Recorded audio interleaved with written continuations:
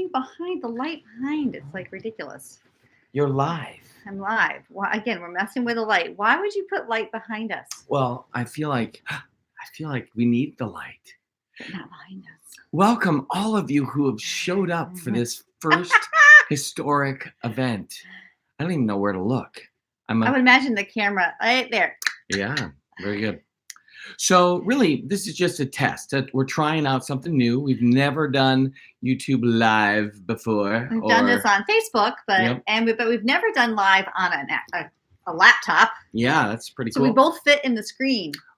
We don't have to sit like this. It's kind of nice. It's a bummer, actually. We're excited. We have a great week in store today. I go to Grand Rapids and do some stuff tomorrow with a bunch of juniors from high school in that area. And then I come back home, fly home, and then we drive all the way to Indianapolis, which for us is about a 9.5-hour trip. And exciting, though, for the big NCYC. Maybe some of you are going to that. Thank you, Linda. Yeah, so it's been a couple weeks worth of, we're so excited about the show. So we've been busy filming and editing all of the bonus material stuff for the show because Travis has done all the really heavy lifting for the actual reality show. But for us, this getting ready for this trip is a big thing. It happens every couple of years. And so it's getting marketing information and booth crap and ordering tea. We got t-shirts this year and hats, which we haven't had in a while. And Happy Place Homestead swag stuff. But so this has been a lot of preparation for us. So it always really feels good to be done with it when it's all said and done. But this is a big year for Chris because he's performing on the main stage doing comedy. I mean, he's done the main stage before as doing speaking, what his main gig is. But kind of branching off into doing more comedy, this is a big step. So he's this expert here, this professional guy. Nervous. I'm a little nervous. Yeah. I mean, it's not like every day you stand up before 25,000 people and try and make them laugh. So we'll do our best. So basically, if you're coming, Linda and I both are doing a bunch of stuff. We're going to be. I know, how cool is that? I'm glad that we figured out something so that at least one person is watching. Oh, maybe a couple more. So when we get there, for those of you who are coming, we're gonna. I think our booth is like 333, and just look in a corner. That's probably where they banished me. But we are in the corner. We're gonna do like a podcast stuff with Father Leo one day. We're gonna do some live stuff for the Federation. We're going to do our talk on marriage and ministry, how to have one without destroying the other. We're going to do something for the youth and then a comedy show. And then the big thing is the Saturday night before Mass. I get about 20 minutes to do some stuff. And this morning I woke up early and I was remembering a very funny story that happened to me a number of years ago, which I think I'm going to tell because it's just perfect. But one of the things that we wanted to do with this live was to share some exciting news. Linda's pregnant. That's not true. Sorry about that. That's not true at all.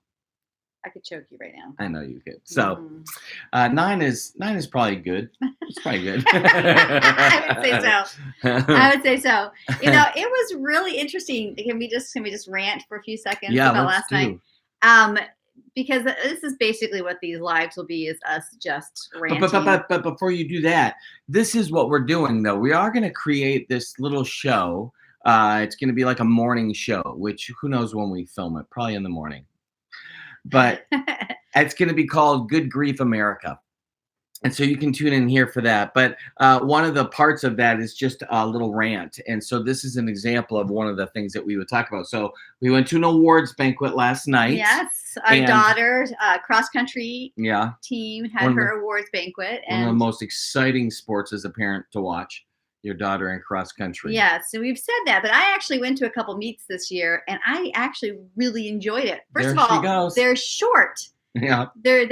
She runs for a half hour and you're done. I mean, there is no other sport that is that fast. That is Whereas true. Track, I mean, they run for 30 seconds and then you wait for 3 hours for them to run 30 seconds That's, again. I think, the most terrifying sport for a parent. But cross country actually isn't bad. And so, and they actually, crossed you a couple times. So you see him Well, a couple that's why times. they call it cross country. Yeah. But anyway, so our daughter, she really did amazing this Yeah. year, and she won most improved. She took over 4 minutes off of her mile this year, Right. which is amazing. Yeah, it was awesome. And so we were really happy to go there just to support her, to say that we were so proud of her.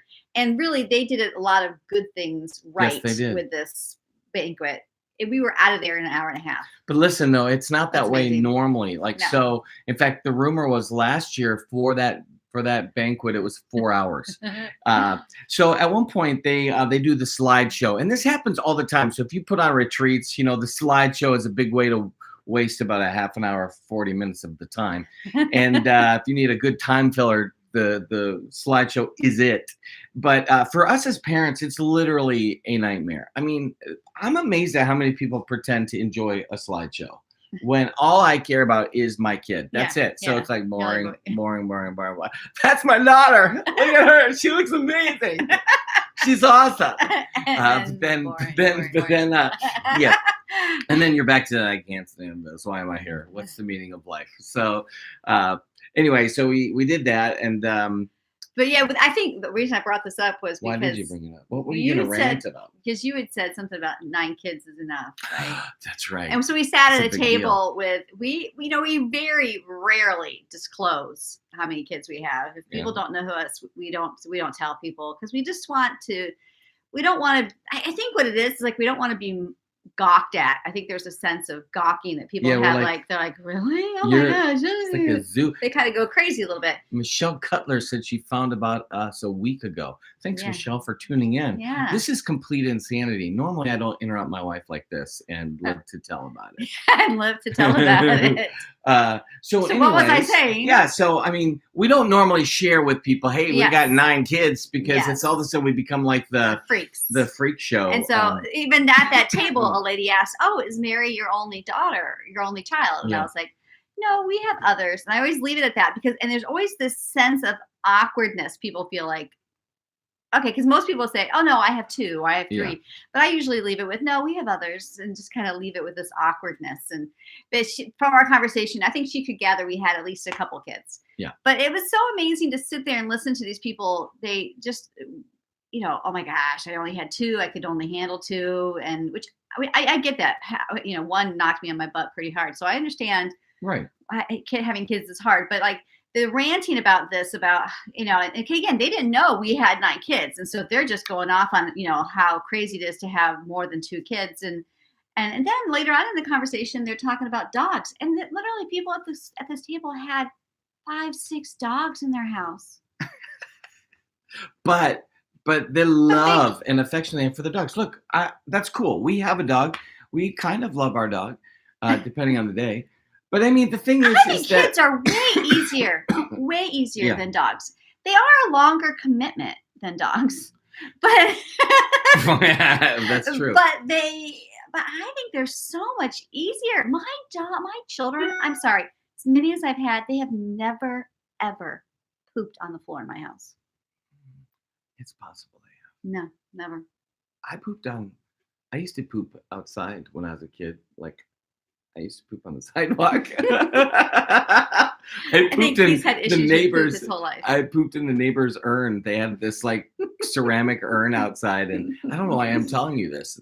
You're gonna probably just make fun of me, but oh well.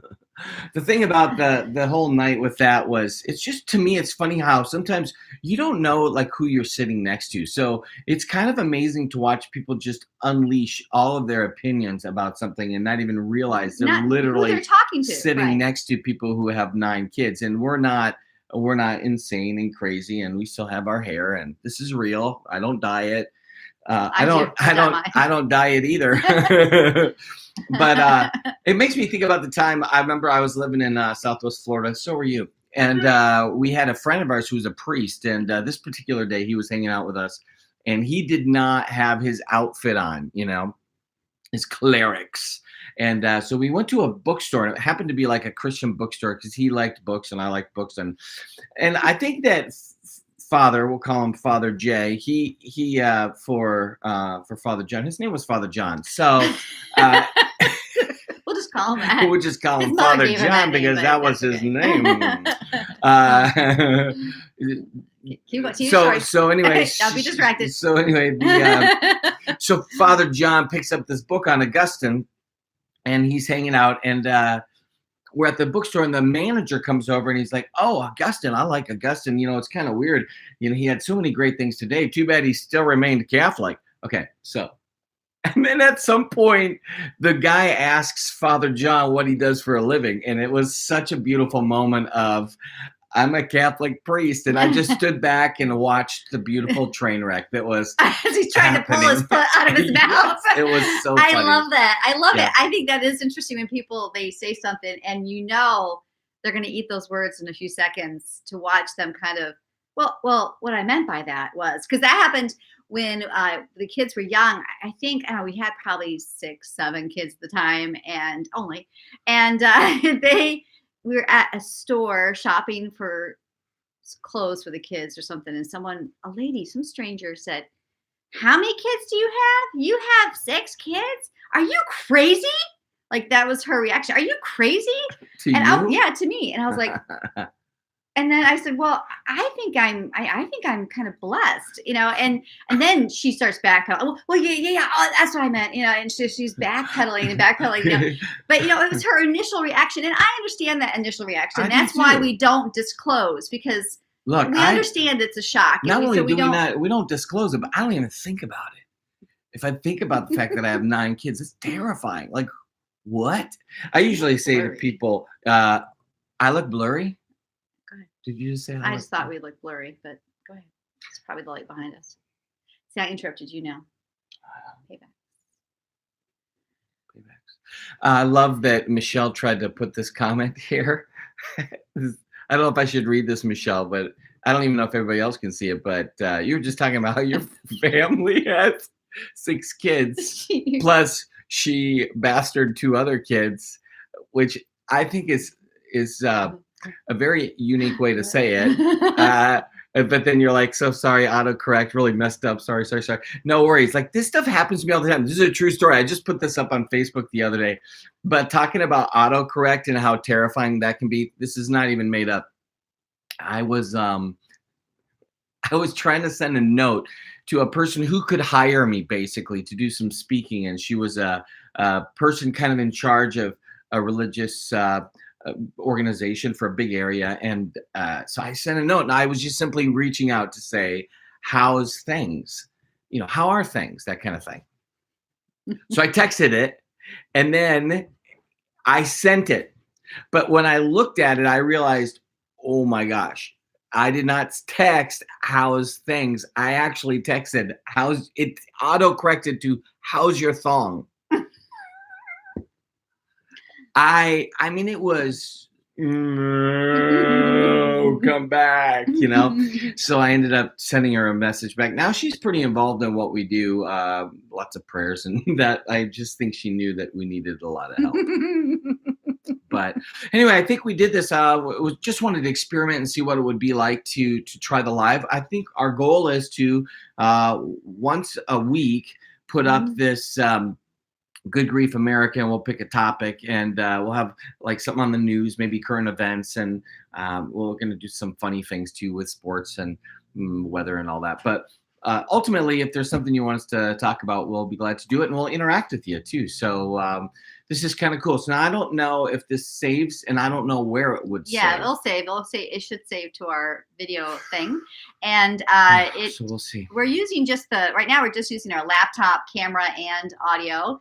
I think we need to download something on this computer in order to use external cameras and mics, which we might eventually get fancy at doing. We'll definitely work on our lighting issue. We're not going to do it here in this room probably, but I don't know. I feel like there's something between us. We're going to work also on our posture. That's why this chairs you got to sit. Yeah. And that noise is our dog, just so you know. That snoring, that's not my stomach. It's our dog. Speaking of stomach, I am hungry. Well, look, All right. thanks for tuning in. We're just figuring this out, so your patience is amazing. Thank you. Thanks for everyone who's been watching Happy Place Homestead Show. That's been a great adventure for us, and we have a lot of videos that are coming out still, and Now we are what? I mean, what? 5 more.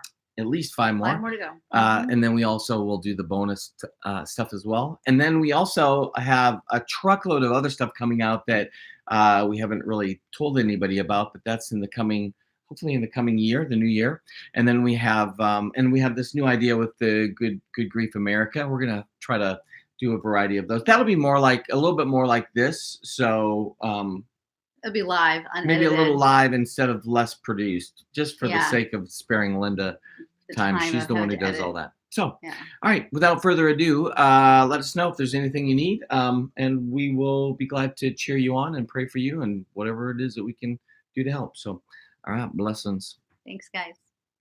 We're gonna hit end stream. Yeah. End.